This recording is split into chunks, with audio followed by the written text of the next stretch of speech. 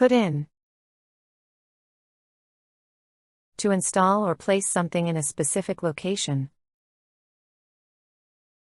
It is commonly used in home improvement, office setups, and technological installations.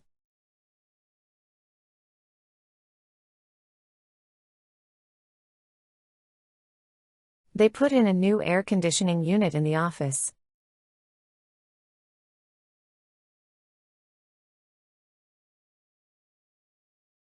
The workers put in new windows in the house.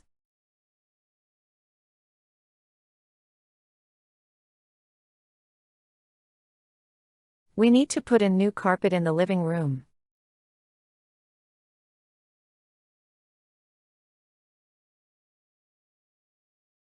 She put in a fence around her garden.